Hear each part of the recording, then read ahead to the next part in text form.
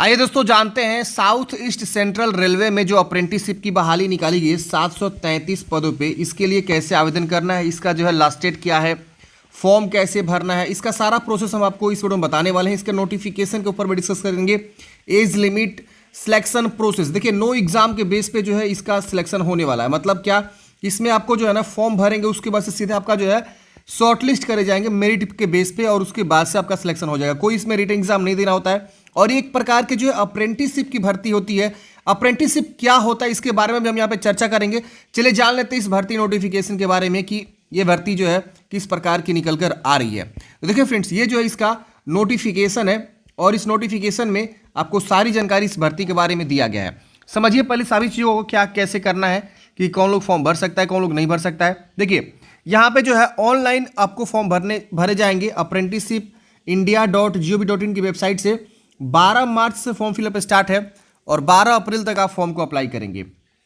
यहाँ लिखा गया eligible candidates for engagement as a trade apprenticeship under apprenticeship act 1961 in Bilaspur division. देखिए ये जो वैकेंसी है friends, South East Central Railway की भर्ती है जो बिलासपुर में इसका हेड ऑफिस पड़ता है। और इसमें जो है ना ये अप्रेंटिसशिप की बेस पे भर्ती निकाली गई। अप्रेंटिसशिप होता क्या, एक तरह का ट्रेनिंग होता है, ये परमानेंट जॉब नहीं होती है। जैसे मान लीजिए कोई बंदा 10वीं के बाद ITI किया हुआ है तो वो इस भर्ती के लिए फॉर्म को भर सकता है। देखिए यहाँ पे सबसे खास बात यह है कोपा की वैकेंसी, कंप्यूटर ऑपरेटर की जो वैकेंसी होती है ना, इसमें देखेंगे आपको निकाला गया है 100 पद हैं। मोस्टली ऐसे विभाग में देखा जाता है कि कोपा की वैकेंसी बहुत कम होती है, लेकिन यहाँ पे आपको वैकेंसी ज़्यादा है, देख रहे हैं ना।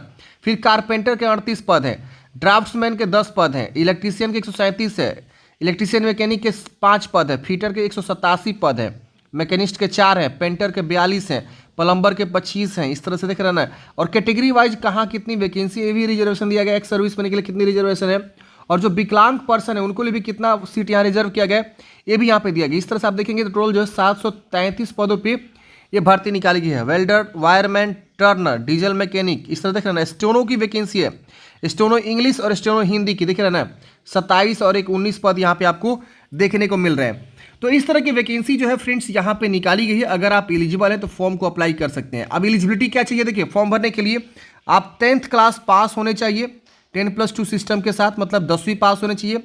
और must have ITI course in relevant trade, मतलब क्या कि जिस भी ट्रेड में, देखिए 19 प्रकार के ट्रेड है, इसमें से किसी भी ट्रेड से अगर आपने जो है ITI कर रखा है तो उस ट्रेड के लिए आप फॉर्म भरेंगे। जैसे मान लीजिए आप जो है इंग्लिश स्टोनो से जो है ITI कर रखे हैं तो आप जो है इस वाले पद के लिए एलिजिबल होंगे। अगर आप फीटर के लिए ITI कर रखे हैं फीटर से, तो आप इस वाले पद के लिए एलिजिबल होंगे। अगर आप कोपा से ITI कर रखे हैं तो आप इस वाले पद के लिए एलिजिबल होंगे। तो ये 10वीं के साथ साथ उस ट्रेड में आप ITI किए हैं, जिस ट्रेड से फॉर्म भरना चाहते हैं तो आप एलिजिबल होंगे, फॉर्म भर सकते हैं। अब बात आती है एज लिमिट की। देखिए इसमें आपका 15 ईयर्स एज लिमिट रखा गया है, मैक्सिमम उम्र 24 ईयर्स रखा गया है। ये आपका एज की गणना जो है 12 अप्रैल 2024 यानी लास्ट डेट पे काउंट करी जा रही है। बाकी अपर एज में जो है 5 ईयर्स का छूट मिलता है SC/ST को, 3 ईयर्स का छूट मिलता है OBC को, और 10 साल का छूट मिलता है एक्स सर्विसमैन एंड विकलांग पर्सन को। अब यहाँ पे कैटेगरी वाइज उम्र सीमा का जो है यहाँ बिटवीन दे रखा हुआ कि कब से कब तक का बीच आपका डेट ऑफ बर्थ होना चाहिए। जैसे जनरल को दिया गया है 12 अप्रैल से लेकर 2002 से लेकर 12 अप्रैल 2009 के बीच। SC के लिए रखा गया है 12 अप्रैल 1995 से लेकर 12 अप्रैल 2009 के बीच। ST के लिए रखा गया 12 अप्रैल 1995 से लेकर 12 अप्रैल 2009 के बीच। OBC के लिए रखा गया 12 अप्रैल 1997 से लेकर 12 अप्रैल 2009 के बीच। इस तरह से आप देखेंगे ना तो 12 अप्रैल 1990 जो विकलांग एक सर्विसमैन उनके लिए, और यहाँ पे लास्ट यहाँ पे उम्र सीमा रखा गया है। तो इस उम्र सीमा के बीच में आप आते हैं, इस कैटेगरी के अकॉर्डिंग आप देख लेंगे किस कैटेगरी से आप बिलोंग करते हैं, उसका उम्र सीमा क्या रखा गया है, वहाँ से आप जो है फॉर्म को भरेंगे, आपका ये जो है रहने वाला है। अब देखिए यहाँ पे बात है period of apprenticeship and stipend. देखिए 1 साल का आपको जो ये ट्रेनिंग होता है, मतलब ये जहाँ से वैकेंसी निकल कर आ रही है south East Central railway Bilaspur, यहाँ से भर्ती निकल कर आ रही है। तो यहाँ पे जब आपका सिलेक्शन होगा ना तो आपको 1 साल पूरा ट्रेनिंग दिया जाएगा, जिस भी ट्रेड से आप फॉर्म भर रहे हैं। अब एक तरह का ये ट्रेनिंग होता है, ये परमानेंट जॉब नहीं होती है। अब 1 साल के दरमियान आपको ना 8,000 से लेकर 10,000 के बीच जो है आपको स्टाइपन मिलता है। स्टाइपन समझ रहे हैं, मतलब एक तरह से ट्रेनिंग का जो है कुछ पैसे मिलते हैं, इससे आप अपना थोड़ा बहुत गुजारा बसर कर सकते हैं, आप पैसे बचा नहीं सकते हैं, समझ रहे ना। तो ये आपको स्टाइपन मिलता है पूरे 1 साल तक, मतलब हर महीने 8,000 से लेकर 10,000 के बीच आपको मिलेगा हर महीने, और ये आपको दिया जाएगा और स्टेट गवर्नमेंट ऑफ चंडीगढ़ के द्वारा जो है ये रूल्स जो होता है उसके अकॉर्डिंग यहाँ पे दिया जाएगा। अब देखिए ट्रेनिंग तो आप ले लेंगे ना, उसके बाद आपको एक सर्टिफिकेट मिलता है। जी हाँ दोस्तों, इस सर्टिफिकेट के अकॉर्डिंग जब आप यहाँ पे जब भी कहीं जॉब करने जाएंगे ना, तो ये बहुत ज़्यादा बेनिफिशियल हो जाता है।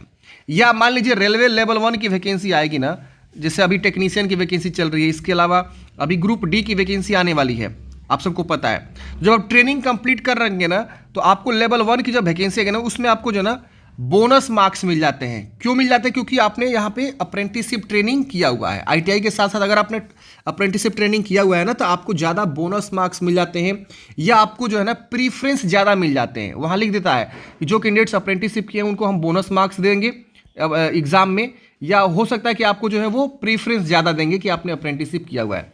तो ये इसका बेनिफिट्स होता है, और आप काम भी सीखते हैं अच्छे खासे। जब 1 साल ट्रेनिंग करेंगे रेलवे में, तो आपको काम ज़्यादा सीखने को मिलेगा। जब आपको सर्टिफिकेट मिलता है, उसके बाद आप उसे कहीं भी लगाएंगे तो आपको जॉब भी जल्दी मिल जाता है। क्यों मिल जाता है? क्योंकि वो लोग समझता है कि ये बंदा जो है रेलवे में अप्रेंटिसशिप किया हुआ है, तो इसको काम अच्छा खासा आता होगा।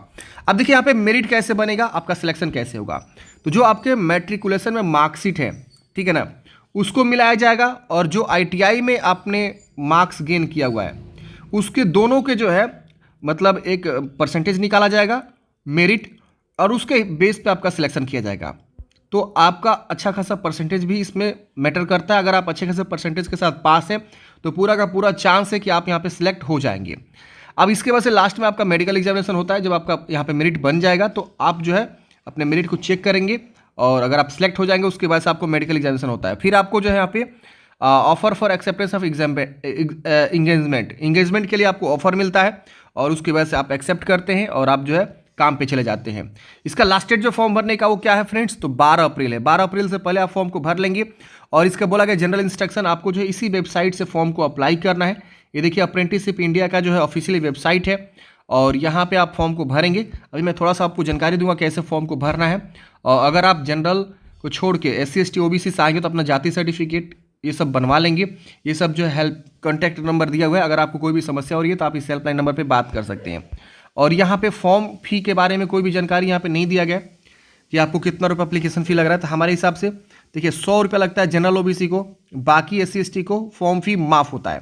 तो आप यहाँ देख सकते हैं फॉर्म फी भी आपको माफ़ रहता है ज़्यादातर केस में। तो लेकिन यहाँ पे कोई भी फ़ी के बारे में जानकारी नहीं दिया गया है। तो ये थी फ्रेंड्स इस भर्ती की संपूर्ण जानकारी। यहाँ नीचे में आपको हिंदी में दिया हुआ है, हिंदी में पढ़ना चाहते हैं तो पढ़ सकते हैं। मैं आपको ना डायरेक्ट लिंक इसका डिस्क्रिप्शन बॉक्स में डाल दूंगा इस नोटिफिकेशन का, आप एक बार जो जानकारी को पढ़ लेंगे।